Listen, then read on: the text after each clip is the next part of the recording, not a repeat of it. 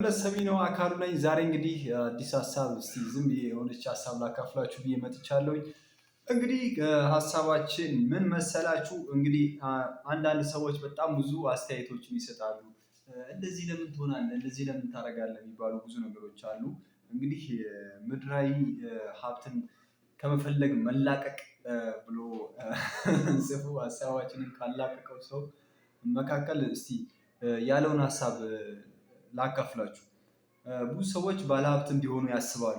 ብዙ የዓለም ነገር እንዲኖራቸው ይጨነቃሉ። የተወደድክ ወንድሜ ሆይ እንዲህ ያለ ጭንቀት መንፈስህን ስለሚረብሸው አንተ ነፃ እንደሆንክ አምናለሁ ይላል። እንግዲህ እስቲ እርግጠኛ መሆን ያለብህ አንተ ወደዚህ ምድር ስትመጣ እንደኔ ምንም አልነበረህም። ከእናትህ ማህፀን ስትወጣ ራቁትህን ነው። ከመጣህም በኋላ ያለ ነገር ሁሉ የእግዚአብሔር ስጦታ ነው። ይህም ያንተ ሀብት ሳይሆን እንድትጠቀምበት ለተወሰነ ጊዜ በአንተ እጅ የሚገኝ ነው። ከዚህ ዓለም ስትለይ እንደ ቀደመ አመጣጥህ ራቁትን ትሄዳለህ። ትተህ የሚሄደውንም ሀብት ሌላ ሰው የባለቤትነት መብት ጥያቄ ያቀርብበታል። ወራሽህም ከዚህ ዓለም በሞት ሲለይ ሌላ ሰው ደግሞ የባለቤትነት መብት ይጠይቅበታል። እንዲህም እየሆነ ይቀጥላል ይላል። እንግዲህ እስቲ እዚህ ጋር አስቡት እስቲ ምን ያክል በአሁኑ ሰዓት ላይ እንደዚህ ገንዘብ መያዝን ገንዘብ ማግኘትን ገሸሽ የሚያደርግ አይ ተውት እንትኑ የፈጣሪ ነው፣ ገንዘብ የፈጣሪ ነው፣ እንትን የፈጣሪ ነው፣ ገንዘብ ምንም አያደርግልህም፣ አትጠቀምበት፣ አትያዘው ተብሎ የሚታው ነገር አይደለም። ምክንያቱም ፈጣሪንም ለማመስገን ምን ያስፈልጋል? ሊኖርህ ይገባል። ምክንያቱም ወደ ፈጣሪ ቤት ለመሄድ ገንዘብ ትጠቀማለህ፣ ትራንስፖርት ነው የምትጠቀመው፣ ብዙ ነገሮች አሉ። ስለዚህ አንዳንዴ አያስፈልግም፣ ክፋት ነው የማያስፈልገው፣ መጥፎነት አያስፈልግም፣ ከዳተኝነት አያስፈልግም፣ መጥፎ ሀሳብ አያስፈልግም፣ መጥፎ ሞቲቬሽን፣ መጥፎ ስበት አያስፈልግም። እነዚህ ናቸው የማያስፈልጉ ነገሮች እንጂ ገንዘብ አያስፈልግም፣ እንደዚህ አያስፈልግም፣ እንደዚህ አያስፈልግም እያልን በጣም አስፈላጊ የሆኑ ነገሮችን ገሸሽ ማድረግ የለብንም ማለት ነው። ስለዚህ አሁን አንድ ሃይማኖተኛ የሆነ ሰው በጣም ሃይማኖቱን የሚወድ ሰው የፈጣሪ ሰው ማለት ነው ግዴታ ምን ያስፈልገዋል?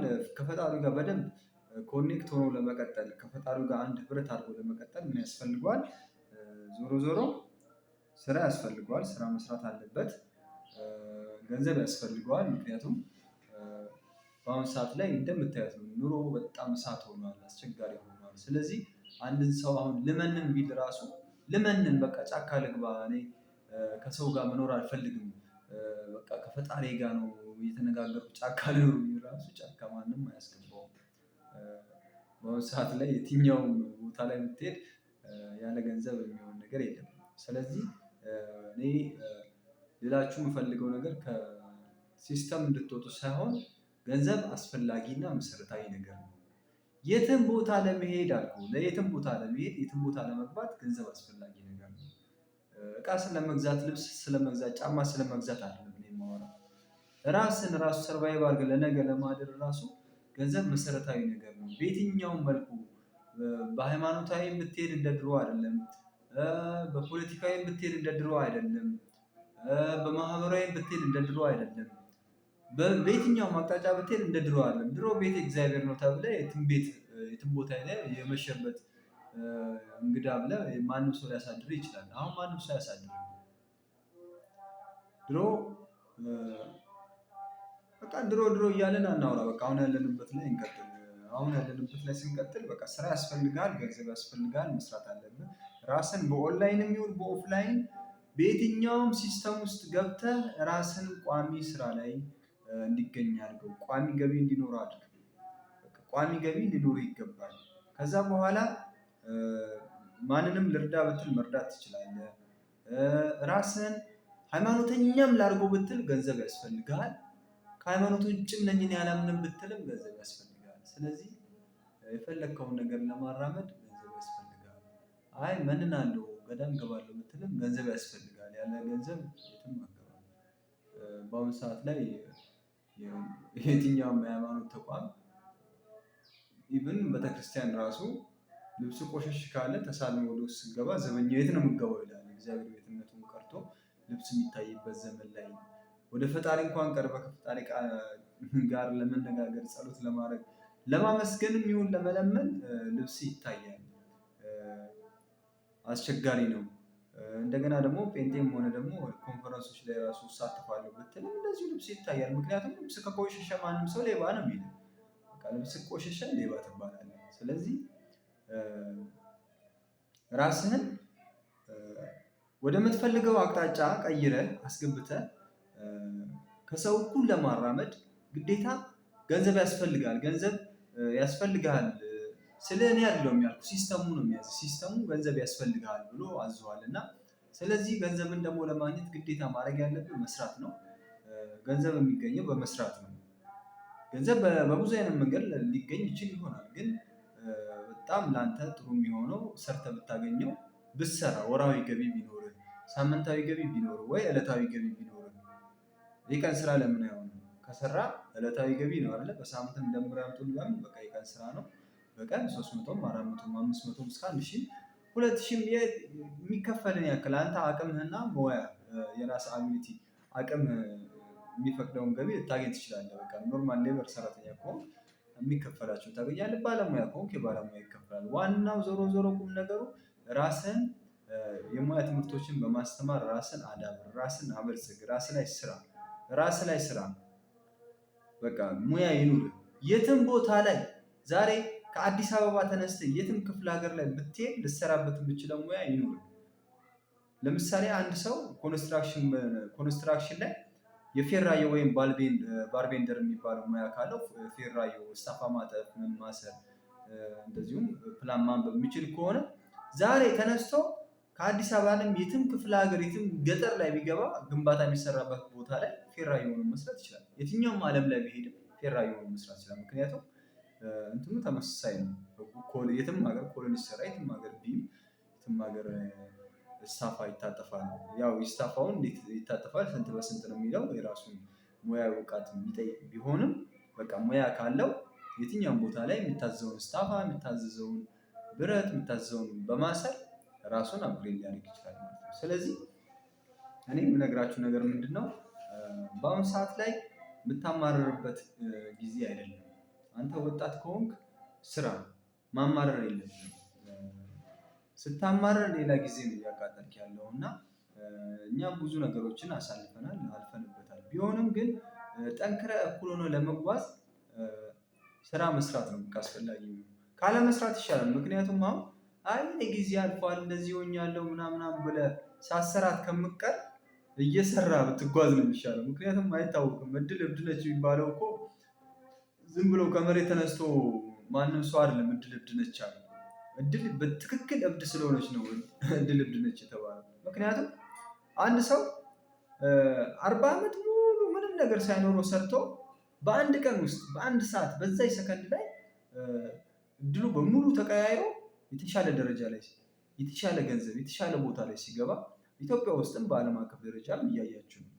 ኢቭን ራሱ አሁን እስኪ በሰሞኑ የመጣው ፕላትፎርም ከጥቂት ዓመት በፊት የመጣው ፕላትፎርም አሁን ቲክቶክ የሚባለው ላይ ቫይራል የሚባል ነገር አለ። ቫይራል ማለት ምንድነው? በቃ በጣም ሲፈምስ የሆነ መሰሉት ቪዲዮ ቫይራል ሁሉም ሰው ጋር ሲደርስ ሁሉም ሰው ሲወደው ሼር ሲያደርገው በቃ ቪዲዮ ምናምን ሪፖስት ምናምን ሲያደርግላቸው ቫይራል ወጣ ይባላል። አንተ 2000 ቪዲዮ ለቃ አንድ ቀን ቫይራል ያልወጣልህ 200 300 ሰው ብቻ እያየልህ ያለ ተስፋ ሳቆርጥ አሁንም ስትሰራ አንድ ቀን ቫይራል ይወጣልህና በአንዴ ፈማምሰህ ቁጭ ትላለህ። ገባ? ይህን ምን ለማለት ፈልጌ ነው? አንተ ዝም ብለህ አክቲቭ ሆነ ስራ መስራት አለብህ እንጂ በዚህ ስራ እንትን አላገኘሁም ብለህ ተስፋ እየቆረጥክ መተው የለብህም። የምትወደው ነገር ላይ መታገል አለብህ። እኔ አሁን እምነት ሰሚ ነው አካሉ ነኝ። በቃ ድርቅ ብዬ በአንድ ዘርፍ ላይ ራሴ እየታገልኩ ነው ያለሁት። አሁንም እየታገልኩ ነው ያለሁት። አሁንም በቃ መስራት በምፈልገው ነገር ከልጅነት ጀምሮ መመኘው የምፈልገው ነገር አንዴ ስሰራ፣ አንዴ ሳቆም፣ አንዴ የሆነ ሲስተም ሲበላሽብኝ፣ አንዴ ወደ ሲስተም ስመለስ በቃ እኔ መስራት የምፈልገው ኪነ ጥበብ ስራ ላይ ነው። ኪነ ጥበብ ስራ ታዋቂ ያደርገኛል ብዬ ገንዘብ ያስገኝልኛል ብዬ ብቻ አይደለም የምሰራው። ከጥንት ጀምሮ እኔ ሬዲዮ ላይ ግጥም ሳቀርብ ምን ስል ፊልም ስሰራ እኔም ፊልም ሰርቻለሁ። በፊልም ጥበብ ተመርቄያለሁኝ። 3 መጽሐፍ ለማሳተም ሞክሬያለሁ። ብዙ ልጆችን ለማስተማር ሞክሬያለሁ። የተሳካልኝ አለ፣ ያልተሳካልኝ አለ። በእኔ ደስተኛ የሆኑ ሰዎች አሉ፣ በእኔ ደስተኛ ያልሆኑ ሰዎች አሉ። ምርር የሚላቸው በእኔ ያሉ ብዙ አለ። በምሰራው ስራ ብዙ ስራዎችን ሰርቻለሁ። በቃ ሞክሬያለሁ፣ ጥራለሁ። አሁንም እሞክራለሁ። አሁንም እዛው ላይ ነኝ። አሁንም እዛው ላይ እሞክራለሁ። አሁንም እዛው ላይ ነኝ፣ እሞክራለሁ። ለምንድን ነው? በቃ ወይ አንድ ቀን ይሳካልኛል ወይ አንድ ቀን እሞታለሁ። እኔ ግን ምናልባት አንዳንድ ሰዎች ፊልም መስራት የሚፈልጉት ፊልም መስራት በቃ ስለሚያሳይ ታዋቂ ስለሚያደርግ ምናምን ምናምን ሊሆን ይችላል። እኔ እንደዛ አይደለም። እኔ እንደዛ ቢሆን ኖሮ ፊቴን ማሳየት ራሴን ታዋቂ ማድረግ ቢሆን ኖሮ የዛሬ 8 ዓመት አካባቢ የሰራሁት ፊልሜ ላይ የራሴ ፊልም ራሴ ደራሲ ሆኜ ራሴ ዳይሬክተር ሆኜ የሰራሁት ፊልም ላይ ራሴን መሪ ተዋናኝ ማድረግ እችል ነበር። እንደ ሌሎች የኢትዮጵያ አርቲስቶች ራሳቸው ተዋናኝ፣ ራሳቸው ዳይሬክተር፣ ራሳቸው ደራሲ አይደለም የሚሆኑት። እኔ ግን የራሴ ፊልሜ ላይ ደራሲና ዳይሬክተር የሆንኩበት ፊልም ላይ ራሴን ተዋናኝ አላረኩም። ማንም ከልክሎኝ አይደለም፣ መሆን ስላልፈለግኩ ነው። በቃ እኔ የምሰራው ይመርም አይመርም ጥበብን ነው።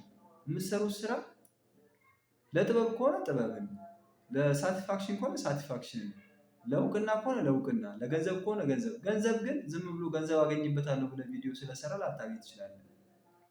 ሳታስበው ድንገት የሚገርም ስራ ልትሰራ ትችላለህ። በየትኛውም ህይወት ውስጥ ሳታስበው ድንገት በቃ ቀን ሲደርስ ብልጭ ይልልሃል። የሆነች ነገር ምናምን እኔ ከኔ ብዬ መጥቀስ አልፈልግም። ቲክቶክ ላይም ዩቲዩብ ላይም በጣም አሜዚንግ የሆኑ ሰዎች አሉ። በጣም አስገራሚ ሰዎችን የራሱ የምደመምባቸው ሰዎች አሉ። እነሱ ራሳቸው ይገርማቸዋል በራሳቸው። ምክንያቱም ጥረዋል፣ ለፍተዋል። የሆነ ሰዓት ላይ ቫይራል የሆነ ነገር ይወጣላቸዋል፣ ቪዲዮቸው ምናምን ነገር በቃ አለቀ እኮ። አንዴ ቫይራል ወጣ፣ ከዛ በኋላ ገንዘብ በገንዘብ ስም በስም ዝና በዝና ሁሉም ነገር ይቀጥላል ማለት ነው። በፊት ደክመ ተላልጠ ተጋግጠ እጅ ውሃ ቋጥሮ ምናምን ሰርተ የምታገኘው ገንዘብ አንድ ቀን አያድርም። በቃ ጊዜ ከመጣ በኋላ እንደዚህ የነካው ነገር ምናምን ራሱ እንትን ይላል። እና እኔ አሁን የተነሳንበት ሀሳብ ምንድነው? ይሄ ምድራዊ ሀብትን ከመፈለግ መላቀቅ የሚባለው ነገር ምድራዊ ሀብትን ከመፈለግ መላቀቅ፣ መመነን፣ ጫካ መግባት እና ልብስን ጥሎ በባዶ እግር መጓዝ ብቻ አይደለም። ብዙ ሚስጥር አለው ውስጡ ላይ ብዙ ሀሳቦች አሉት። እና ምድራዊ ሀብትን ከመፈለግ መላቀቅ ማለት ሀብታም መሆንን ከመፈለግ መላቀቅ፣ መስገብገብን ማራቅ ከራስ ለእኔ ብቻ በቃ ሌላው ገደል ይግባ፣ በቃ እኔ ብቻ ላግኝ እንጂ ሌላው ለምን አሁን ድብና አይልም ከሚል ሀሳብ ተላቀቁ ነው እንጂ ገንዘብ አያስፈልግም የሚል ሀሳብ አይደለም። ገንዘብ አስፈላጊ ነው በሚለው እንድትረዱት ነው። ግን እኔ አሁን ራሱ ምን እያወራችሁ ነው? ምን ያለሁት ሀሳቤ ገብቷችኋል? እስቲ ሀሳባችሁን በአስተያየት ላይ ጠቁሙኝ። እንቀጥላለን። አንዳንዴ እንደዚህ አይነት ወሬዎችን እናወራለን። ምንም ችግር የለም። እምነት አካሉ ነኝ። ዩቲዩብ አካውንቴን ሰብስክራይብ አድርጉልኝ። አሪፍ ነገሮችን ለመስራት ወደፊት አይዲያዎችንም እንግዲህ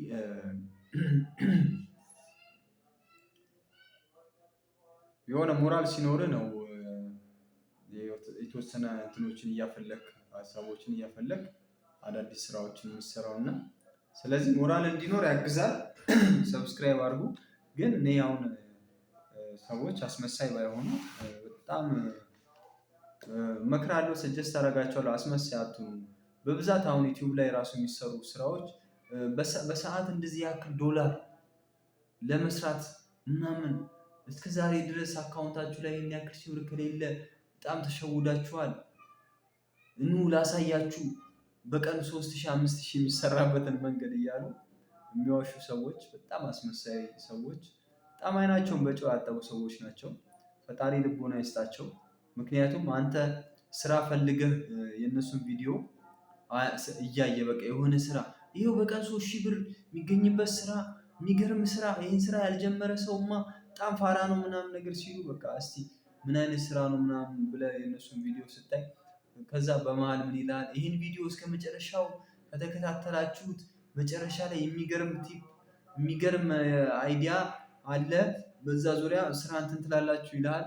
አንተ በቃ ምሳ አልበላም ብለህ ካርድ ገዝተህ ዳታህን ሞልተህ ምናምን እያየህላቸው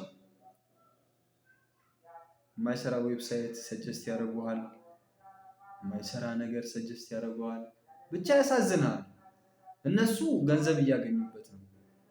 እናንተን ግን ከገንዘባችሁም ከሞራላችሁም ከሲስተም ውጭ እንድትሆኑ ነው የሚያደርገው። እና በተቻላችሁ መጠን ዩቲዩብ በጣም ብዙ ተከታይ ያላችሁ ሰዎች እንደዚህ ስራ አለ አዲስ ስራ ምናምን ብላችሁ የምትለቁ በተቻላችሁ መጠን የሚሰራ ስራ በቃ የሚሰራ ስራ የሚሰራበት ዌብሳይት ሰጀስት ብታደርጓቸው ለወንድሞቻችን ለእህቶቻችን ጥሩ ነው። ብትጠቁሟቸው ጥሩ ነው። የማይሆን ስራ የማይሆን ዌብሳይት እየጠቆማችሁ አንደኛ ሞራላቸውን ባትነኩ ጥሩ ነው የሚል ሀሳብ ለመግለጽ እፈልጋለሁ። ምክንያቱም ጊዜ የሰጠው ቀን ድንጋይ ይሰብራል ነው። እና ዛሬ እናንተ ጊዜ ኖሯችሁ ገንዘብ አግኝታችሁ ብዙ ተከታይ ኖሯችሁ ገንዘብ ስላላችሁ ብቻ እነዚህን ሰዎች ወጣቶች የበለጠ ተስፋ ወደሚያስቆርጥ ስሜት ውስጥ ሀሳብ ውስጥ እየከተታችኋቸው ነው። የኦንላይን ስራው ሲስተሙን ደግሞ በደንብ እንዳይረዱት ተስፋ እንዲቆርጡበት እንዲበሳጩበት ያደርጋል። እኔ አሁን በነገራችን ላይ እንግዲህ ይሄን ማይክ ገዝቻለሁ። ይኸው እንደምታዩት የምቀርጸው በስልኬ ነው። ዴስክቶፕም አለኝ። ቪዲዮ ኤዲት ማድረግ እችላለሁ። ግን አብዛኛውን አሁን የኔን ቪዲዮዎች ኤዲት አላደርጋቸውም። ዝም ብዬ ቀጥታ ነው የምለቃቸው። ለምንድን ነው ቪዲዮ ኤዲት ማድረግ እየቻልኩኝ ዴስክቶፕ እያለኝ ለምን ኤዲት አላደርግም ስል በቃ ሞራል በቃ ፍስስ ይልባል። ገና ዩቲዩብ ጋር አፍከት አድርጌ እንዴት አድርጌ ምኑ ጋ ነው ትራንዚሽን ላስገባለት፣ ኧረ ቆይ ይሄን ተው ዝም ብዬ እንደዚህ ላድርገው እላለሁ። ለምን በቃ ሞራልህ እንዲዳከም ስላደረገ ነው እንጂ የሆነ ቀባ ቀባ ቀባ አድርገው የሆነ ቫይራል የሚወጣ ስራ ለመስራት አያቅትም ነበር። ግን ምንድነው የሚይዝህ ነገር አለ። ክፉ መንፈስ ይሁን ምን ይሁን እኔ እንጃ። ብቻ ግን ሁሉም ሰው ባለበት ይበርታ፣ ባለበት ይጠንክር። ግን እስቲ ሰውን ማበረታታት ልመዱ። ሰውን አበረታቱ። እናመሰግናለን። በቀጣይ ሌላ ሀሳብ ይዤላችሁ እመጣለሁ። እምነት ሰሚን አካሉ ይመቻችሁ።